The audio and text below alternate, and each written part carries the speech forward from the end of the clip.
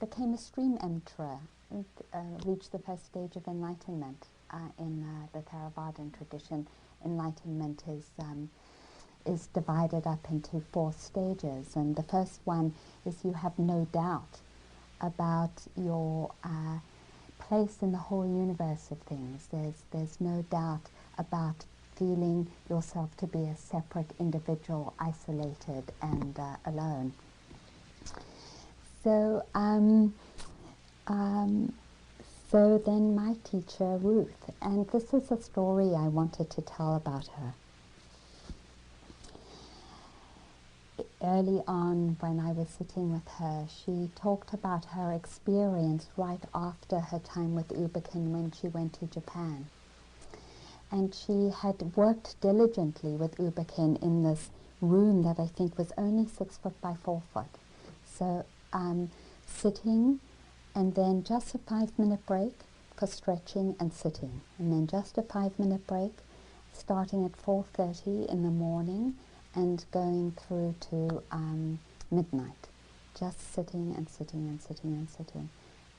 Worked diligently. Sometimes she said she stood on her head, but didn't tell her teacher that because she was going nuts. Henry, her husband, hadn't been quite so diligent and had gotten more involved with having chai and intellectual discussions with other students around a table outside the meditation center. And so Henry wanted to continue in the searching for teachers and enlightenment. And so they went to Japan, and they sat with, and I can't remember the master that they sat with, but Sandy Boucher has written a book about her called Dancing in the Darkness that's here. That's a wonderful book about Ruth, if you want to read about a quite incredible journey of a spiritual seeker and teacher. So she's in this center in Japan and is making tremendous effort in focusing on her breath. And somehow that effort was a little out of balance, and she finds herself on the roof in the corner of the room, that she's out of her body totally. And she cannot get back into her body. And so she begins to freak out because she can feel her body weakening because it doesn't have any consciousness in it. So she manages to speak in a sort of clumsy fashion to someone who walks into the room and says, "Get the master, I think I'm dying." And so the master comes. Maybe you could, are you awake? Oh, good. The master comes and she manages to say, "I can't get back into my body." "Then die," says the master. And that shocks her so much that she comes back into her body.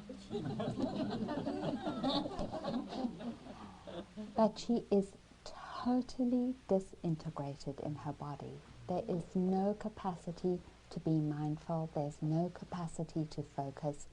There's no sense of wholeness of being that we have, called for today and our own minds and hearts. And so she spends hours and hours with her broom. She lives in the desert. Her center is in the desert, sweeping the sand off the concrete around the main house, even though the wind just blows it back again, saying, "I'm sweeping, I'm sweeping." And then the other thing she does is that she puts her dog, who she named after her teacher, was a little black, I'm not a dog person, so a little black dog. She puts her dog on her chest and uses the heat and the weight of the dog on her chest to invite her mind to connect with the experience. Every afternoon for hours, she has this dog on her chest, inviting that focus, not finding it, but inviting it.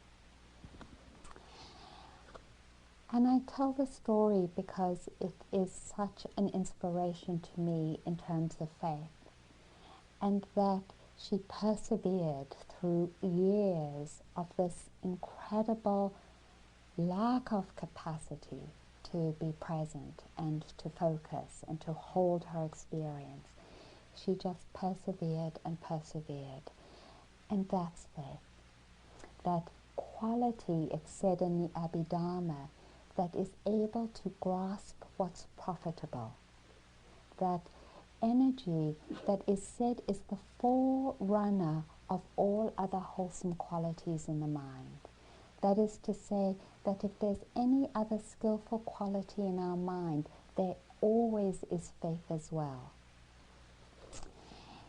So just to backtrack a little bit and talk about these qualities of mind for those of us who knew in our community. In a split second, a 1,000th of a second, there is a moment of consciousness, and then it's that quickly that the consciousness comes into being and dies away. That's how quickly our consciousness is arising and dying away. And in every moment of consciousness, there are 7 universal factors of mind, which are perception and the ability for our sense organs to make contact with the outside world, the mental factor of contact, perception, awareness, the rudimentary awareness. So right now, you know you're hearing, that very rudimentary awareness of knowing what the sense experience is. And then there are 14, I think there are 14 unwholesome qualities. And what's so beautiful about naming these unwholesome qualities is because they have one consequence only, and that is suffering. And we have these arising in our consciousness. So envy, jealousy, anger, greed, ignorance, what have I don't know, I forgot. Laziness, sloth, torpor, anxiety, doubt. I haven't done that, but you get the idea. In every moment of consciousness, when we feel one of these energies, there is always one quality that is always present. And some of you can guess this already, and it's delusion. When we experience any of those energies, desire, clinging, we always have in that moment delusion. And what's the characteristic of delusion? It's not seeing things clearly as they truly are. It's not seeing the situation correctly. Now, I happen to I just love this particular teaching, because when I am feeling envy, and for example, I have a friend who has a lot of money, and when I walk into her house, I notice envy coming up. You know, she has beautiful vases and beautiful textiles and beautiful furniture, and it's a beautiful house, and it's beautiful. and I feel envy. And it's so wonderful to know, to backtrack. And this is purely on the conceptual level.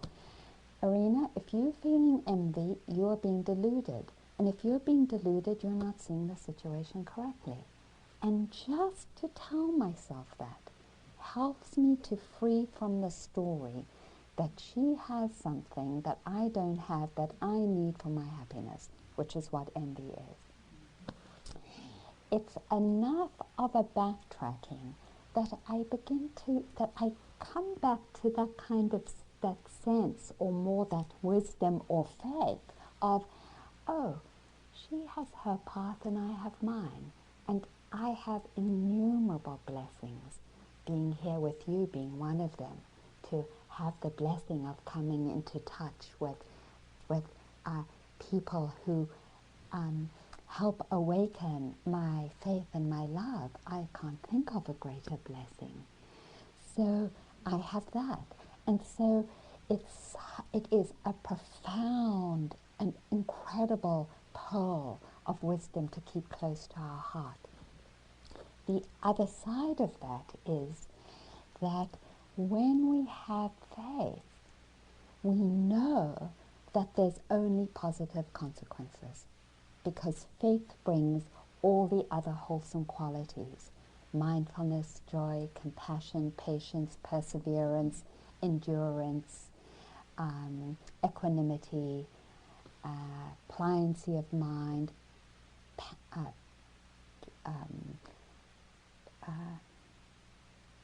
malleability of mind. There's several more that have to do with a mind that's very soft and flexible, so that when you suggest something, it immediately manifests. So those qualities, faith is the forerunner of those qualities. So Sue just told me that Ruth broke a hip a few days ago, and she's in her 80s, so you know that's both painful and a very big deal. And she said that Ruth was singing. What was she singing? Happiness is here and now. Happiness is here and now.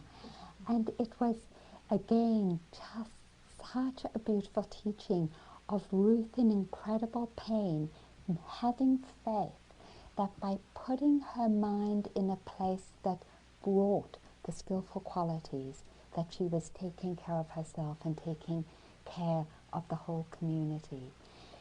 That is what this faith in this tradition is about. It is the most incredible refuge.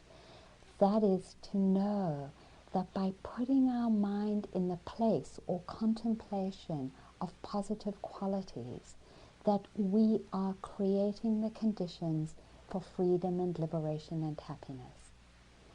And that we can always take refuge in that. So another story about faith is about Ram Dass. I know some of you, because you live on the West Coast, know that Ram Dass had a stroke, and for many years totally lost his ability to speak and also to move.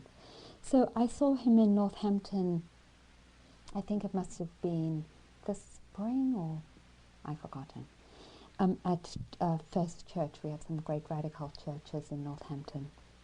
He's in a wheelchair and the church is packed. And someone is pushing him up the ramp and onto the stage. And he's kind of like this. And then he says, could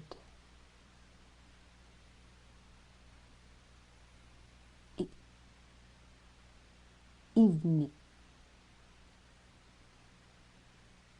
in. And that's how he spoke through the evening. And he said when he had his stroke that he felt totally abandoned by his guru, because his practice is his guru. I've forgotten which guru it is.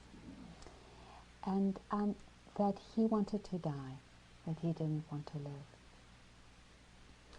And at one point he just called out in his mind to his guru, "Why did you abandon me and betray me?" And he said he heard clearly back the voice of his guru who said, "But I haven't. This is my gift to you." And so Ram Dass then called forth this faith, this capacity to meet what life has brought him with the wholesome qualities of mind, with patience and perseverance and effort and friendship. And he then sat in front of us and said, "And I now would not give up my stroke for anything, because it has demanded of me a love that I could not find being able-bodied and being able to fully communicate." So this path of transformation of our hearts and our minds isn't dependent on pleasant conditions. It's not dependent on whether we have really lovely houses or not. It is our capacity to grow the energies of love and presence and listening and patience and perseverance.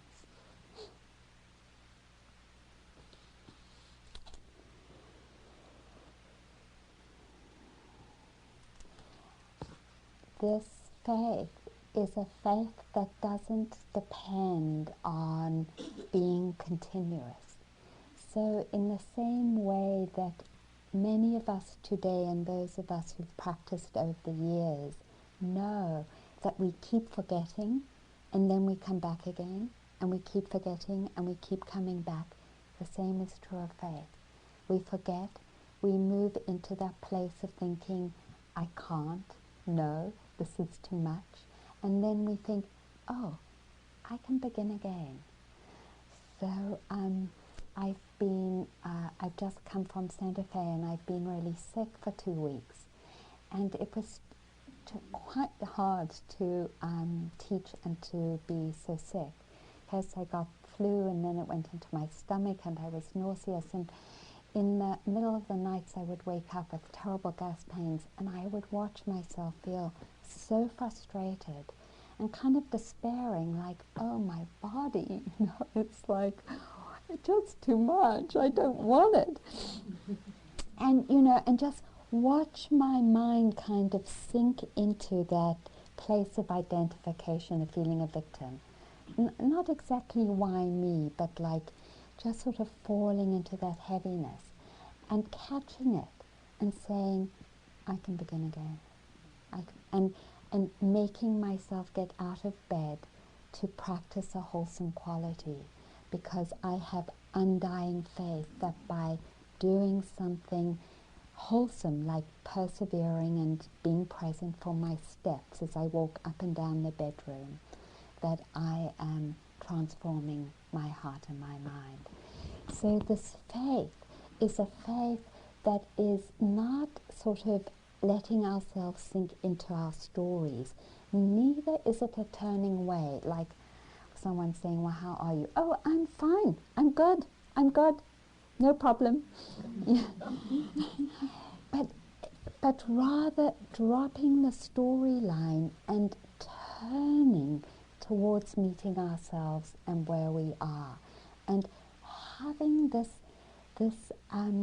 taking refuge in the ways that we took refuge today, of saying, I can do this, not necessarily even in the moment because I believe I can do it, but because all the great teachers who are liberated tell me I can do it, and turning towards that experience and meeting that experience with friendship and presence.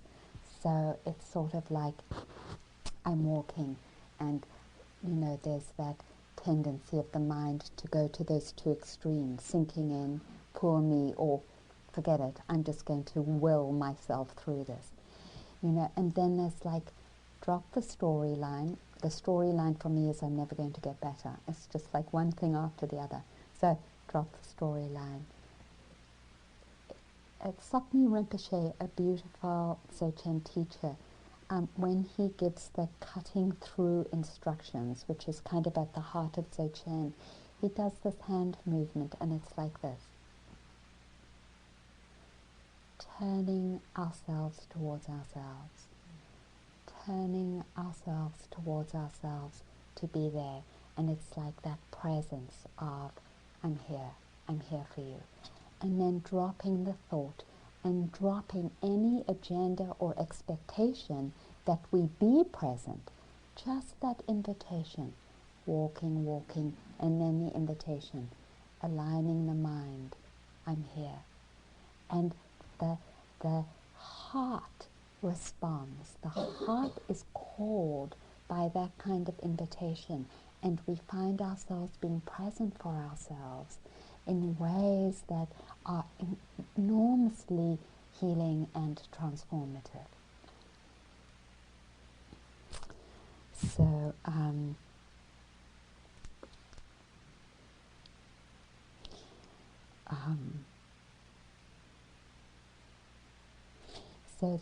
So this part about meeting ourselves no matter what the circumstances, that's what our life is about. That's what our life is about. Cultivating these energies no matter what, whether we're sick a lot or healthy or have great houses or jobs or lovers or whatever. It's no matter what we've done in the past, we begin anew in this very moment, turning our energies towards ourselves. I'm listening, I'm speaking, I'm listening, I'm speaking, just that. So faith in our capacity to meet our experience in such a way that the heart and mind opens, and opens in a way that is limitless, which is what Jesus Christ exemplified for us. That moment when some people were murdering him and he said, forgive them, they're in delusion.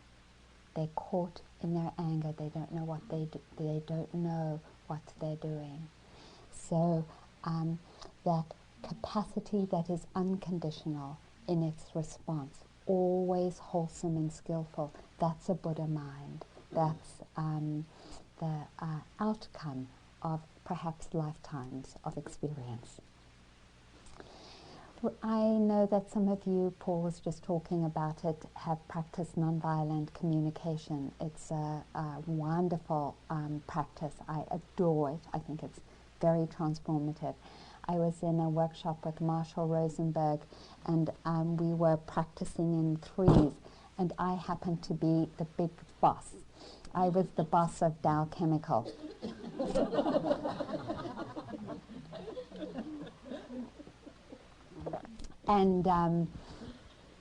And I had some people coming in to, and they wanted to talk to me about the situation in Bhopal. I don't know if you know, but Dow Chemical has bought Union Carbide, which was the corporation that was responsible for that very, very bad chemical spill and emission of pesticide, poisonous fumes.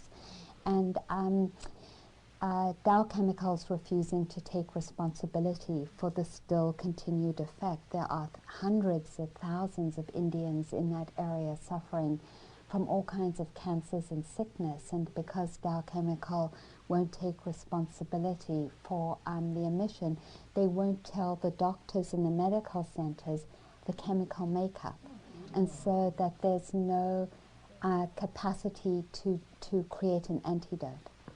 It's one of my big passions, is talking about this. So I chose this for the example. And I wanted to inhabit the big chairman of Dow Chemical. So these people, we practice differently. And these people who were really criticizing my policy came up. And the first time was like, they were very angry with me.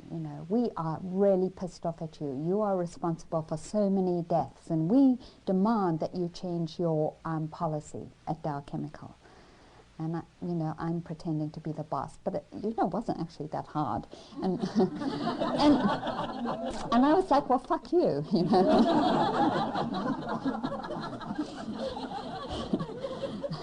And then they practiced MBC, which was, which is acknowledging, it doesn't matter who it is, acknowledging the other person's needs and feelings. So they came in and they said, we want to acknowledge that it must be hard for you to be in a room with people who have a different perspective than you.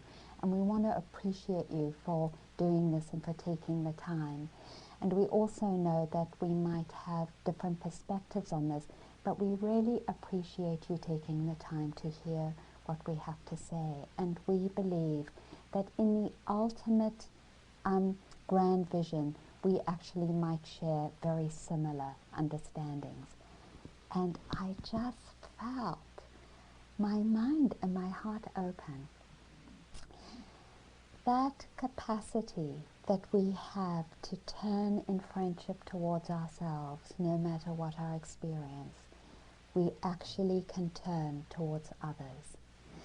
And in the same way that we can have undying faith in the good results of the beautiful qualities of mind, like listening and friendship, we actually can have that same confidence when those energies are turned out. So just sort of tying in the question that we had in our group sharing, it is actually possible to have that same undying faith in the capacity of patience and caring and loving kindness and friendship in transforming outside situations, outside our own bodies, as well as internal situations. And so, to name a person that I name often because I consider him one of my teachers, which is Nelson Mandela, someone who went into jail in a time when the South African army was so strong that all the leaders, almost all the leaders, were either dead, in jail, or out of the country. And that when my parents and when we left in 1962, my father said to me, I have no hope. I have no hope and faith for things to transform.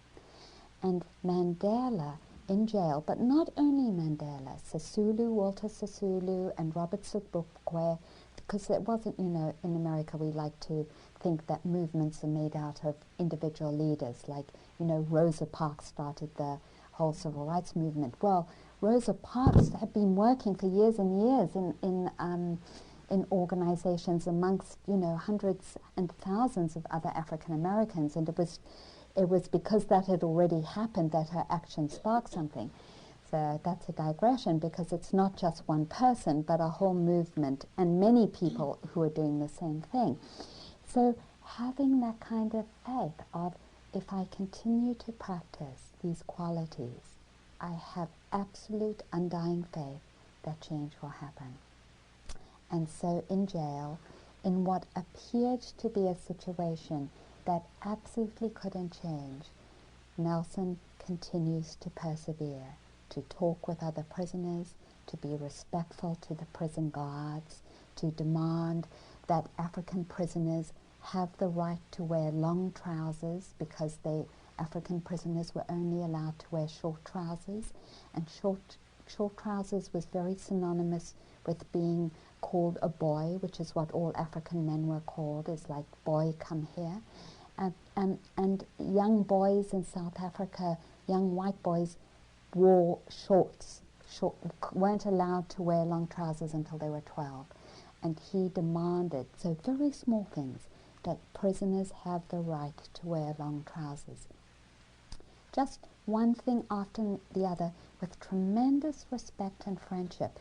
So much so that when he was let out of jail, the prison guards lined up at the gate to shake his hand goodbye, because they had been so touched by his faith and his integrity. I just want to acknowledge for our community that's the incredible courage of all our sisters and brothers who came out in a time when it was very difficult to come out, much more difficult than now. That incredible courage of saying, who I am, which is a deep spiritual practice, is so important that I'm willing to face the unpleasantness and backlash of that. The reason we're here is because of that faith, that self-love was more important than any unpleasantness that was faced.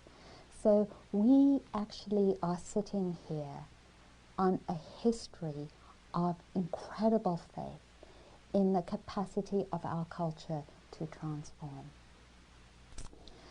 So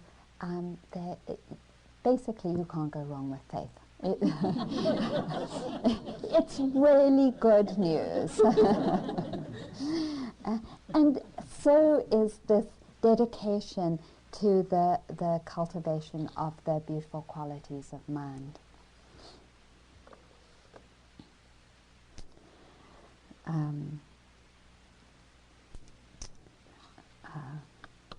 So let me just one more person who I really love in terms of faith is Guillermo Gavira, and he was kidnapped. He was a mayor in Colombia and was preaching nonviolence. He was kidnapped, and this is the last letter he wrote to his father before he was murdered. Despite obvious limitations due to my captivity, I believe that part of my original purpose has been preserved. More often than not, we imagine social transformations will occur in a matter of months, when they actually take generations, along with some luck, or lots of luck. Father, I am conscious that to introduce and promote such a demanding way of understanding our role in society constitutes a challenge that will require the work of a lifetime. I am also aware that there are many people in Colombia, especially among our own leaders, who believe we are too violent to incorporate into our way of thinking Gandhi, Martin Luther King, or even Jesus Christ's ideals, which would allow us to modify our methods of dealing with problems of injustice and violence itself. Call it stubbornness, but I rather think of it as perseverance. I still believe that sooner than later, our community and maybe all of Colombia will look for the strength that only nonviolence offers. In the midst of captivity, it comforts me to perceive myself as a contributor in portraying nonviolence as an alternative path that could direct our people to finally recognize the urgent necessity for change. So beautiful.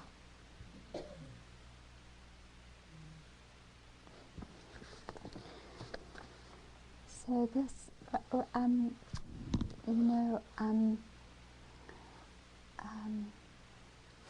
if it's because I sit here and I think, oh, this might be my last time that I get to be with you, some of you, because I'm ordaining and not teaching anymore after January, and so I sit here and I think, so what, for me, in terms of my own practice, what has been most critical? And it's these two things, I think. One is beginning anew. When I was at Plum Village, Thich Nhat Hanh actually spent weeks talking about the practice of beginning anew. And that is our capacity at any point, no matter how much we have forgotten, no matter how much we have lost it, no matter if we've been incredibly unskillful. We have this capacity to drop the storyline and the unskillful energies and to begin anew with friendship and loving kindness. So in the same way that Beth talked in our sharing circle about noticing that her mind wandered off, and instead of judging herself, she was friendly. Oh, yeah, I understand, it's okay, here I am again. We have that capacity to begin again, and again, and again, and again, and again. And so, again, just again, And we always have that capacity to begin again. And so, when I find that things have gotten really bad, it's that, oh, it's okay, I understand why you lost it. Even if I hate losing it. I just had a conversation with my mother and I lost it, and it's just like, oh God, I'm 55 and I lost it with my mother again.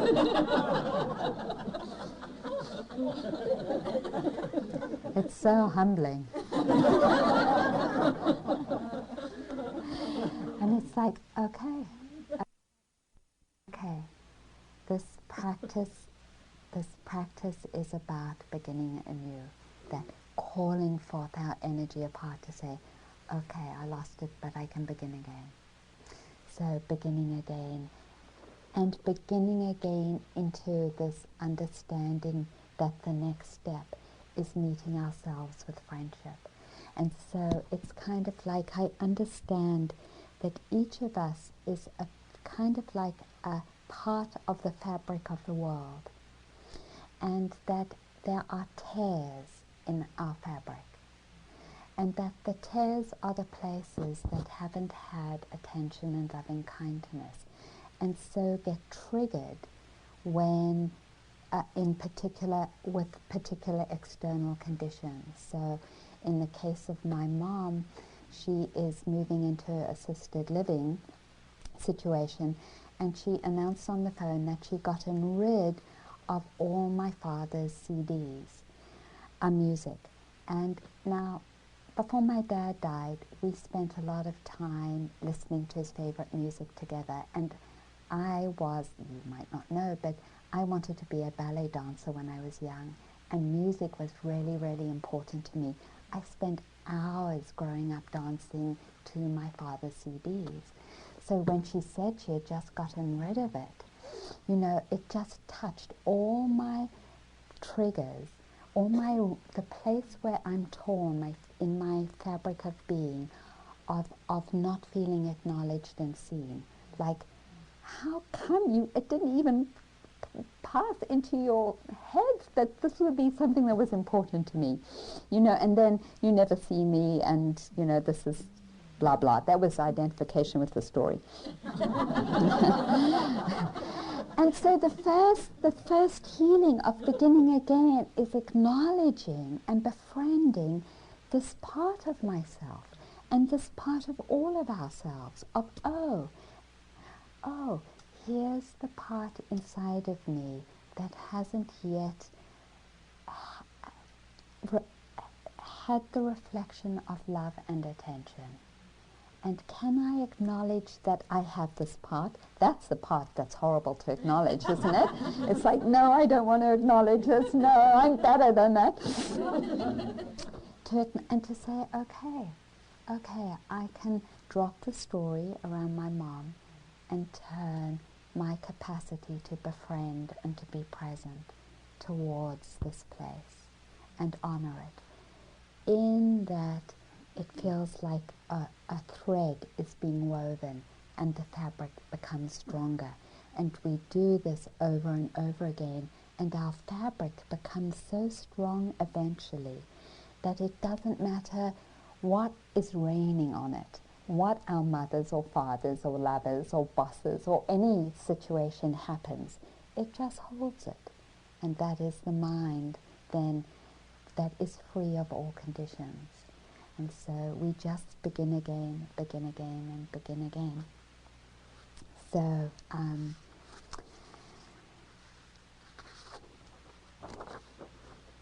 faith in the beautiful qualities to transform us, faith in our capacity to begin again, faith in our capacity to call these beautiful qualities into being, and faith in our capacity to not only grow them in relationship to ourselves, but in relationship to the world. That's what these teachings invite us to. So I would like to end with a poem by Anne Sexton called Courage.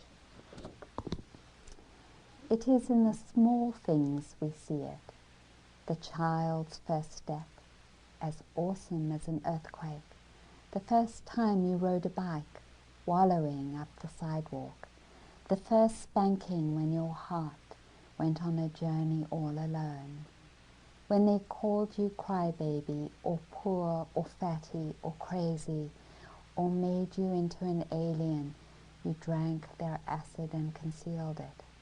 Later, if you faced the death of bombs and bullets, you did not do it with a banner. You did it with only a hat to cover your heart. You did not fondle the weakness inside you, though it was there. Your courage was a small coal that you kept swallowing. If your buddy saved you and died himself in so doing, then his courage was not courage, it was love. Love as simple as shaving soap. Later, if you have endured a great despair, then you did it alone, getting a transfusion from the fire, picking the scabs off your heart, then wringing it out like a sock. Next, my kinsman, you powdered your sorrow, you gave it a back rub, and then you covered it with a blanket, and after it had slept a while, it woke to the wings of the roses and was transformed. Later, when you face old age and its natural conclusion, your courage was still to be shown in the little ways. Each spring will be a sword you'll sharpen. Those you love will live in a fever of love, and you'll bargain with the calendar. And at the last moment, when death opens the back door, you'll put on your carpet slippers and stride out. So let's sit for a while.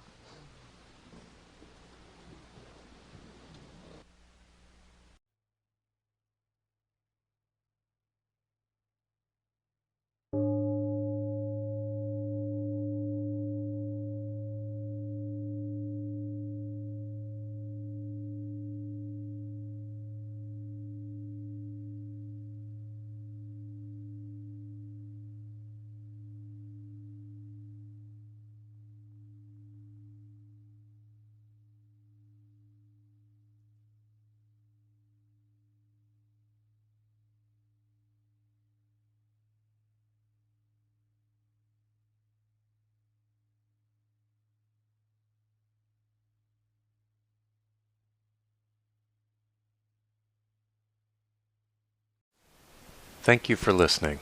To learn how you can support the teachers and Dharma Seed, please visit dharmaseed.org/donate.